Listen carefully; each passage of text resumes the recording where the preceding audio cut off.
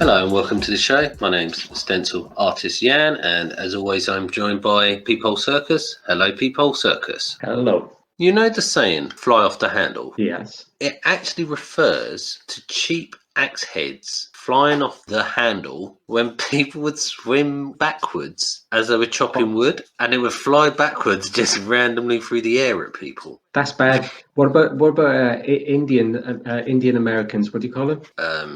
Native Americans. Yeah, okay, native Indians. Yeah. They would attack the cowboys, but they would kill the guy behind them, old sipping water. Yeah, the guy on the horse behind. Yeah. They'd end up with a tomahawk head in the face. No wonder they lost. Taken out by their own kind. Yes, it was sabotage. And that's not the Beastie Boys either. No, I can't stand it. It must have been pretty bad because it must have taken ages to reach a point for there to be a saying about it. They're that unreliable. Yeah, it must have been like the bell curve of it. Whatever company was making these badly made axes, and they were like, no, it's all right. So it's only one, it's only two, it's only 15,000 a day of these injuries are happening. So it's actually a warning rather than a saying. Do you think when they had the meeting about it and the guys were telling the boss and the boss wasn't happy, and when he got angry to him, people said, don't fly off the handle? And he went, that's our bloody problem. That's what's been going on here. You're fired. You're fired. And as he put his hand back to point at him, as he put it back, his fingers fell off. Exactly. His fingernail brushed against his skin and he died, like that Norwegian warrior which was killed by the severed head. I can't remember the guy's name now. If it was an Indian guy, he'd be bitten on the groin, wouldn't he? That would be his name. Bitten on the groin. To move away from being bitten on the groin, are you a fan of turkeys? Turkeys? Yes. I could take or leave them. Well, the Mayans, they believe Turkey was actually a god. But I can understand that. Can you? Yes. That's a very straight fact there. I want to know why they come from South America, turkeys, it seems. But there's also a country called Turkey in Europe. Oh, it makes sense then that South America, were the Indians in South America as well? Yes. So that's what happened on Thanksgiving. The Indians came over they stopped fighting for a day and they ate turkey. Thanksgiving, isn't it? Yes, that's what happened. That's Thanksgiving. They'd run out of broken axes and they were like, you know what, why don't we just have some turkey instead? How are we going to cut it? Oh yeah, I didn't think of that. That's why they sharpen sticks instead. Like, why bother with the axe bit? Because it comes off anyway. Yeah, just use the handle. Yeah, just sharpen it. And that's where they came up with the bow and arrow. There you go. Official fact there. Going back in time a little bit, or is it going back in time?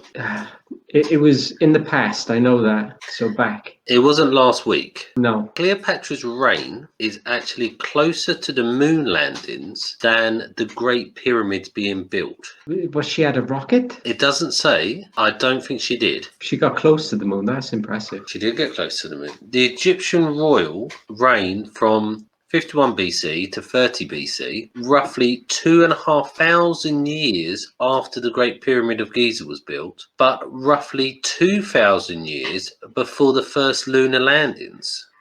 Yeah, between the two. So I'm not saying this is some kind of weird connection between pyramids and space. I am.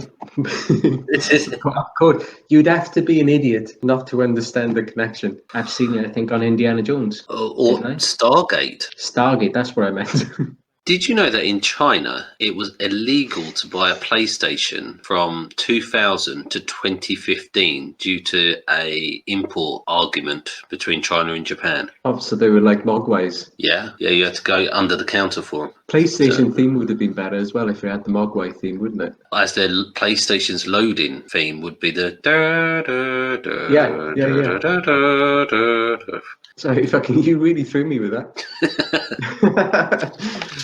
I'll circle back round, shall I? Do you know also, I didn't know this, there's actually a version of PlayStation 1 it's called Net Yaroze. It's a special version that allows the owner to develop their own games on a home computer. It's a developer one, but you can buy it. Yeah, I used to use them when I worked on games. But they weren't expensive. They were the same price as a regular one. Were they? I didn't ask.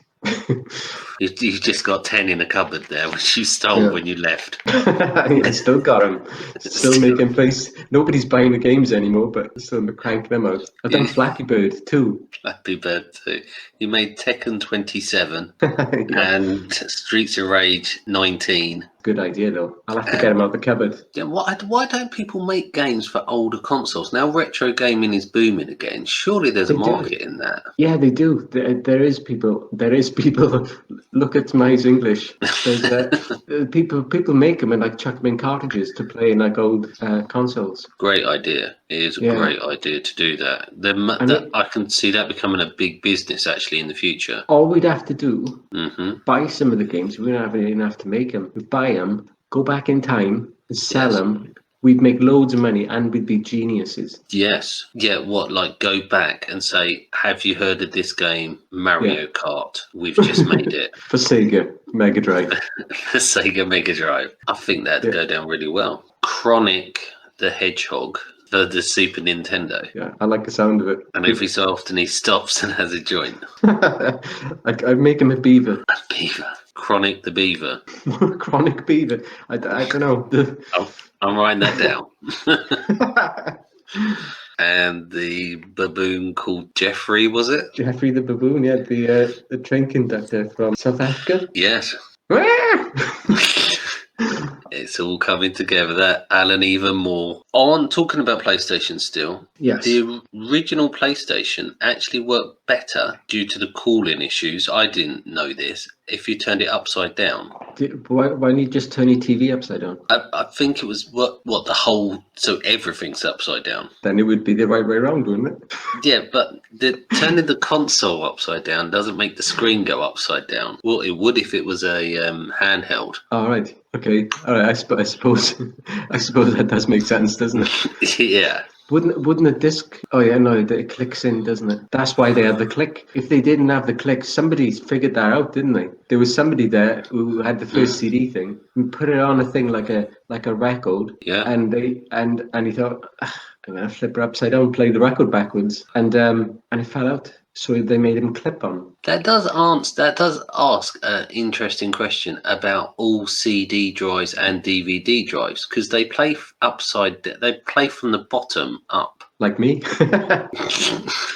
Yeah, that's your. Well, it's a Friday night, so. But why didn't they make them that they play from the top? Oh, because they were all top loaders back in the day when they first came out. No, were they top loaders? Like me. I didn't like you again. I don't know. No. Yeah. I think they were actually. We're getting a real technical show tonight.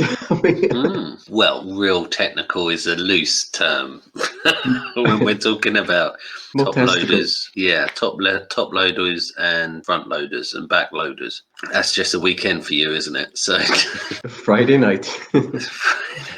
That's the end of the Friday night. There was actually a man in Oxfordshire. I remember this, and I thought at the time, this guy's been paid by PlayStation. In 2002, he changed his name officially to Mr. PlayStation 2.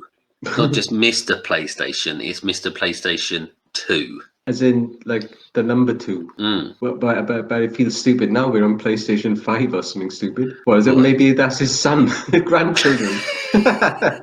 It's the generations. He's like, we've got to have more kids, quick. Yeah. Every 5 years, we have to push out another one. We've got 3, 4, 5. His father is the original PlayStation. We spoke about camels before. Camel's milk does not curdle. It never goes off. That's handy to know. So when you run out of milk at your house, just find the nearest camel, which I'm sure there are many in Wales. Yeah, lots. Yeah, and just milk that one. Only the female ones, obviously. Damn it. And there you go. You got milk for life. I don't know if I really fancy camel milk. I don't know whether camel milk is going to be tasty, do you know? Think of it. He hasn't eaten or drunk anything fresh in like a month. And he's out in the desert, all, sweaty and greasy.